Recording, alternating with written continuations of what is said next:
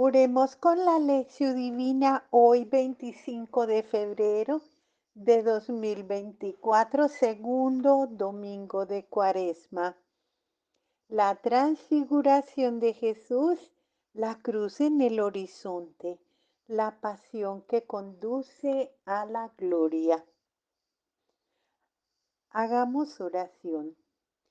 Señor Jesús, envía tu Espíritu para que Él nos ayude a leer la Biblia en el mismo modo con el cual tú la has leído a los discípulos en el camino de Maús, con la luz de la palabra escrita en la Biblia.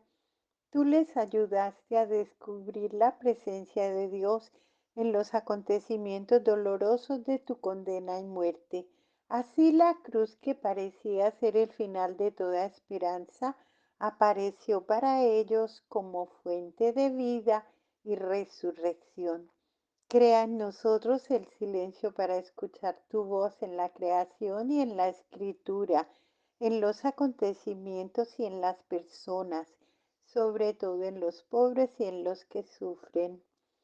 Tu palabra nos oriente a fin de que también nosotros, como los discípulos de Emaús, podamos experimentar la fuerza de tu resurrección y testimoniar a los otros que tú estás vivo en medio de nosotros como fuente de fraternidad, de amor, de paz, de justicia.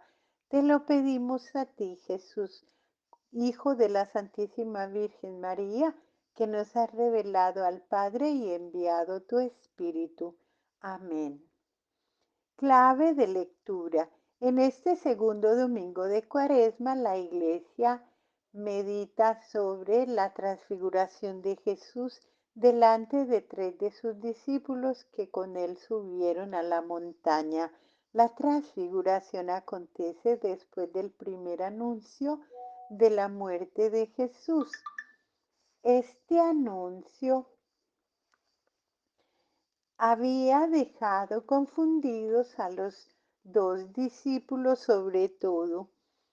Observemos de cerca en sus mínimos detalles el texto que nos describe la transfiguración, de modo que nos demos cuenta cómo esta experiencia diversa de Jesús ha podido ayudar a los discípulos a vencer y superar la crisis en la que se hallaban.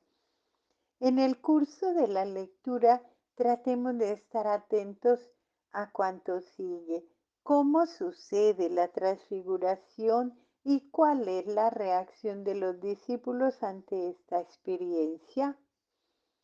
Para ayudarnos un poco vamos a hacer una división del texto. La transfiguración de Jesús delante de sus discípulos. La reacción de Pedro ante la transfiguración. La palabra del cielo que explica el sentido de la transfiguración. Mantener el secreto de lo que vieron. Veamos el texto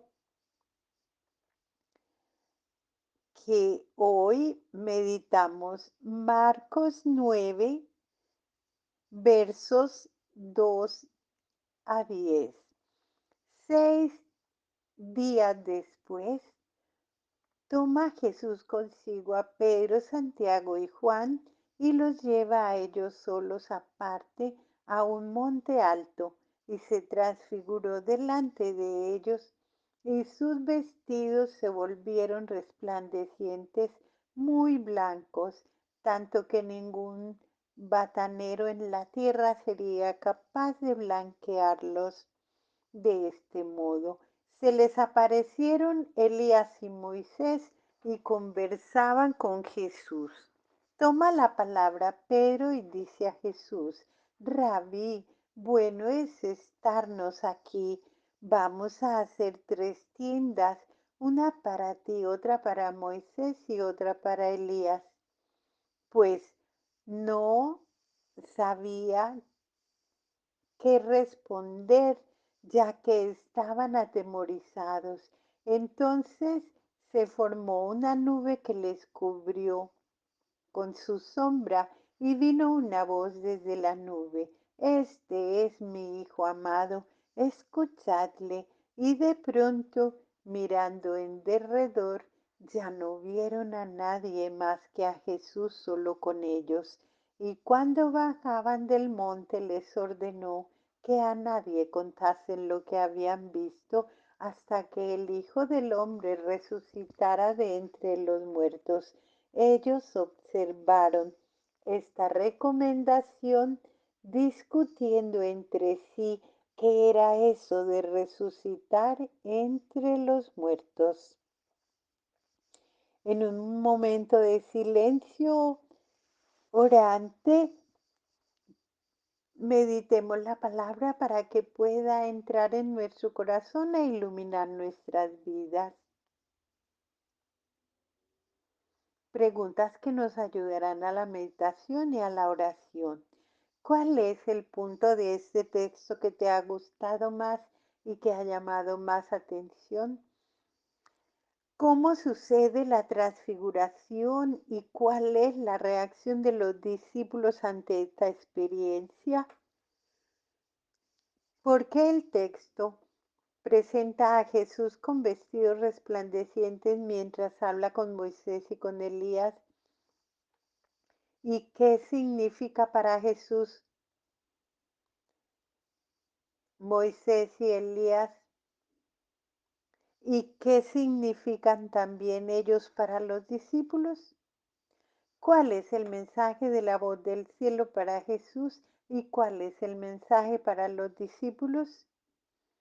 ¿Cómo transfigurar hoy la vida personal y familiar y la vida comunitaria en nuestro entorno?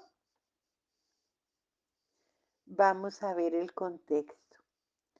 El anuncio de la pasión sumergió a los discípulos en una profunda crisis. Ellos se encontraban en medio de los pobres, pero en sus cabezas todo era confusión. Perdidos como estaban en la propaganda del gobierno y en la religión oficial de la época. La religión oficial enseñaba que el Mesías sería glorioso y victorioso. Y es que esto por lo que Pedro reacciona con mucha fuerza contra la cruz. Un condenado a la muerte de cruz no podía ser el Mesías. Contrario, según la ley de Dios, tenía que ser considerado como un maldito de Dios. Ante esto, la experiencia de la transfiguración de Jesús podía ayudar a los discípulos a superar el trauma de la cruz.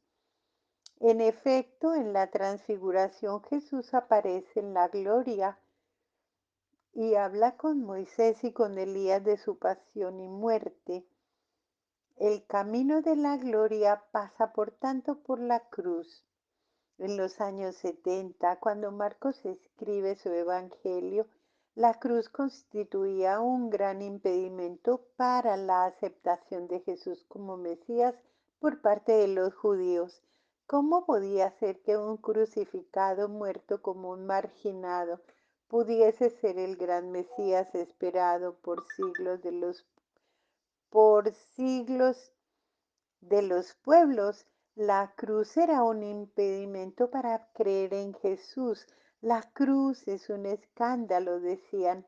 Las comunidades no sabían cómo responder a las preguntas críticas de los judíos. Uno de los mayores esfuerzos de los primeros cristianos consistía en ayudar a las personas a comprender que la cruz no era un escándalo ni era locura, antes bien era la expresión del poder y de la sabiduría de Dios. El Evangelio de Marcos contribuye a este esfuerzo que se sirve de los textos del Viejo Testamento para describir la escena de la transfiguración, ilumina los hechos de la vida de Jesús y muestra que en Jesús se ven realizadas las profecías y que la cruz es el camino que conduce a la gloria. Y no solo la cruz de Jesús era un problema. En los años 70 la cruz de la persecución formaba parte de la vida de los cristianos. En efecto, poco tiempo antes, Nerón había desencadenado la persecución y hubo muchos muertos. Hasta hoy muchas personas sufren porque son cristianos y porque viven el Evangelio. ¿Cómo afrontar la cruz? ¿Qué significado tiene? Con estas preguntas en la mente, meditemos y comentemos el texto de la transfiguración. Jesús cambia de aspecto. Jesús sube a un monte alto. Lucas agrega que allí se dirige para rezar. Allí sobre la cima de la montaña, Jesús aparece en la gloria delante de Pedro, Santiago y Juan. Junto a él aparecen también Moisés y Elías. El monte alto evoca el monte Sinaí, donde en el pasado Dios había manifestado al pueblo su voluntad, consignando la ley de Moisés. Las vestiduras blancas de Jesús recuerdan a Moisés envuelto en la luz cuando habla con Dios en la montaña y recibe de Dios la ley. Elías y Moisés, las dos más grandes autoridades del Viejo Testamento, hablan con Jesús. Moisés representa la ley, Elías la profecía. Lucas dice que la conversación se establece sobre la muerte de Jesús en Jerusalén. Así quedaba claro que el Viejo Testamento, tanto la ley como los profetas, enseñaban ya que el camino de la gloria pasa por la cruz. A Pedro le place lo que acontece, pero no entiende. A Pedro le agrada todo lo que está sucediendo y quiere asegurarse el momento placentero sobre la montaña. Propone construir 3 tiendas. Marcos dice que Pedro tenía miedo sin saber lo que estaba diciendo y Lucas añade que los discípulos tenían sueño. Ellos son como nosotros, para ellos es difícil entender la cruz. La descripción del episodio de la transfiguración comienza con una afirmación. 6 días después. ¿A qué se refieren estos 6 días? Algunos estudiosos explican así la frase. Pedro quiere construir tiendas porque era el 6.º día de las fiestas de las tiendas. Era una fiesta muy popular de 6 días que festejaba el don de la ley de Dios y los 40 años pasados en el desierto. Para recordar estos 40 días, el pueblo debía transcurrir una semana de la fiesta en tiendas improvisadas. Por esto se llamaba la fiesta de las tiendas. Si no era posible la celebración de todos los 6 días, por lo menos que se hiciese en el 6.º día. La afirmación después de 6 días sería una alusión a la fiesta de las tiendas. Por esto Pedro recuerda la obligación de construir tiendas y se ofrece espontáneamente para construirlas. Así Jesús, Moisés y Elías habrían podido seguir conversando. La voz del cielo esclarece los hechos. Apenas Jesús queda envuelto en la gloria, una voz del cielo dice, este es mi Hijo predilecto, escuchadlo. La expresión Hijo predilecto evoca la figura del Mesías siervo anunciado por el profeta Isaías. La expresión escuchadlo evoca la profecía que prometía la llegada de un nuevo Moisés. En Jesús se están realizando las profecías del Viejo Testamento. Los discípulos no podían dudarlo. Los cristianos de los años 70 no podían dudarlo. Jesús es verdaderamente el Mesías glorioso, pero el camino de la gloria pasa por la cruz. Según el anuncio dado en la profecía del siervo, la gloria de la transfiguración es la prueba. Moisés y Elías lo confirman. El Padre es el garante. Jesús la acepta. Solo Jesús y nadie más. Marcos dice que después de la visión, los discípulos solo ven a Jesús y a nadie más. La insistencia en afirmar que solo ven a Jesús sugiere que desde ahora en adelante Jesús es la única revelación de Dios para nosotros. Para nosotros los cristianos, Jesús y solamente Él es la llave para comprender todo el sentido del Antiguo Testamento. Saber quedar en silencio. Jesús pide a sus discípulos que no digan nada a nadie hasta que no hubiera resucitado de entre los muertos. Pero los discípulos lo entendieron. No lo entendieron. En efecto, no entiende ellos el significado de la cruz. Quien no une el sufrimiento a la resurrección de Jesús es la prueba de que la vida es más fuerte que la muerte. El regreso de Elías. El profeta Malaquías había anunciado que Elías debía volver para preparar el camino del Mesías. Este mismo anuncio se encuentra en el libro del Eclesiástico. Entonces, ¿cómo podía ser Jesús el Mesías si Elías todavía no había vuelto?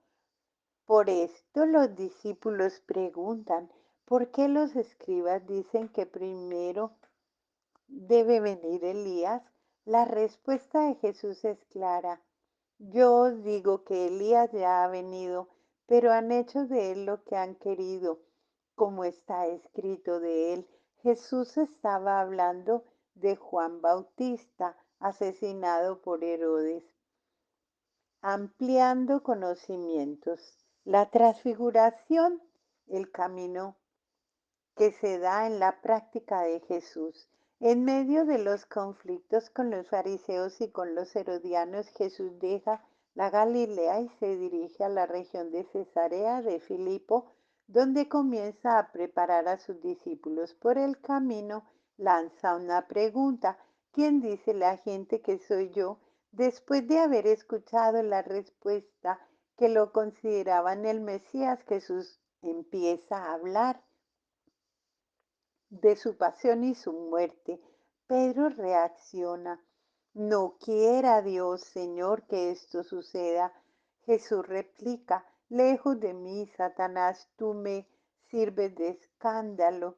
No piensas según Dios, sino según los hombres. Fue un momento de crisis. Los discípulos, presos por la idea de un Mesías glorioso, no comprenden la propuesta de Jesús y tratan de conducirle por otro camino. Estaba cerca la fiesta de las tiendas, en la que la expectativa mesiánica popular por lo general acostumbraba a aumentar, y mucho. Jesús sube a la montaña a orar. Vence la tentación por medio de la oración. La manifestación del reino sería muy diferente de lo que la gente se imaginaba. La victoria del siervo llegaría a través de la condena a muerte. La cruz aparece en el horizonte, no ya como una posibilidad, sino más bien como una certeza. A partir de este momento comienza una mutación en la práctica de Jesús. He aquí algunos puntos significativos de esta mutación. Pocos milagros. Asistíamos antes a muchos milagros. Ahora a partir de, del Evangelio de Marcos en los capítulos 8 y 9, los milagros constituyen casi una excepción en la actividad de Jesús. Anuncio de la pasión. Antes se hablaba de la pasión como de una posibilidad remota. Ahora se habla constantemente. Tomar la cruz. Antes Jesús anunciaba la llegada inminente del reino. Ahora insiste en la vigilancia, en las exigencias del seguimiento y en la necesidad de tomar la cruz. Jesús enseña a los discípulos. Primero enseñaba a toda la gente. Ahora se preocupa mayormente de la formación de los discípulos. Les pide escoger de nuevo y comienza a prepararlos para la misión que vendrá pronto. Sale de la ciudad para poder estar con ellos y ocuparse de su formación. Parábolas diversas. Antes las parábolas revelaban los misterios del reino presente en la actividad de Jesús. Ahora las parábolas orientan hacia el juicio futuro, hacia el final de los tiempos, los viñadores homicidas, el siervo despiadado, la hora undécima, los dos hijos, el banquete de bodas, los 10 talentos. Jesús asume la voluntad del Padre que revela la nueva situación y decide andar a Jerusalén. Asume esta decisión de tal modo que asusta a los discípulos que no consiguen entender estas cosas. En aquella sociedad, el anuncio del reino, tal como era anunciado por Jesús, no era tolerado y por tanto o hablaba o sería muerto. Jesús no cambió el anuncio, continuó siendo fiel al Padre y a los pobres. Por esto fue condenado a muerte. La transfiguración y la vuelta del profeta Elías. En el Evangelio de Marcos el episodio de la transfiguración va unido a la cuestión de la vuelta del profeta Elías. En aquel tiempo la gente esperaba el regreso del profeta Elías y no se daba cuenta que Elías ya había vuelto en la persona de Juan Bautista y no se daba cuenta también de lo que estaba sucediendo. Hoy sucede la misma cosa. Muchas personas viven esperando el retorno de Jesús y escriben incluso en los muros de las ciudades que Jesús volverá. Ellos no se dan cuenta que Jesús ya está presente entre nosotros en nuestra vida de vez en cuando como un relámpago improvisado. Esta presencia irrumpe y se ilumina transformando nuestra vida. Una pregunta que cada uno debe hacerse. ¿Mi fe en Jesús me ha regalado ya algún momento de transfiguración y de intensa alegría? ¿Cómo me han dado fuerza estos momentos de alegría en los momentos de dificultad? Oremos con el Salmo 27. El Señor es mi luz. El Señor es mi luz y mi salvación. ¿A quién temeré? El Señor es el refugio de mi vida. ¿Ante quién temblaré? Cuando me asaltan los malhechores, ávidos de mi carne, ellos, adversarios y enemigos, tropiezan y sucumben. Aunque acampe un ejército contra mí, mi corazón no teme. Aunque estalle una guerra contra mí, sigo confiando. Una cosa pido al Señor, es lo que ando buscando, morar en la casa del Señor todos los días de mi vida, Admirar la belleza del Señor contemplando su templo me dará cobijo en su cabaña el día de la desgracia, me ocultará en lo oculto de su tienda, me encumbrará en una roca, entonces levantará mi cabeza ante el enemigo que me hostiga, y yo ofreceré en su tienda sacrificios de victoria, cantaré, tocaré para el Señor. Escucha, Señor, el clamor de mi voz. Ten piedad de mí, respóndeme, digo para mis adentros, busca su rostro. Señor, tu rostro busco, no me ocultes tu rostro, no rechaces con ira a tu siervo, que tú eres mi auxilio. No me abandones, no me dejes, Dios de mi salvación. Si mi padre y mi madre me abandonan, el Señor me acogerá. Señálame, Señor, tu camino, guíame por senda llana, pues tengo enemigos. No me entregues al ardor de mis rivales, pues se alzan contra mí testigos falsos, testigos violentos además. Creo que gozaré de la bondad de mi Señor en el país de la vida. Espera en el Señor, sé fuerte, ten ánimo, espera en el Señor. Oración final. Señor Jesús, te damos gracias por tu palabra que nos ha hecho ver mejor la voluntad del Padre. Haz que tu Espíritu ilumine nuestras acciones y nos comunique la fuerza para seguir lo que tu palabra nos ha hecho ver.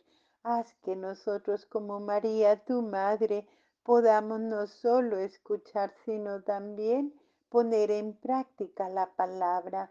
Tú que vives y reinas con el Padre en la unidad del Espíritu Santo, por todos los siglos de los siglos. Amén.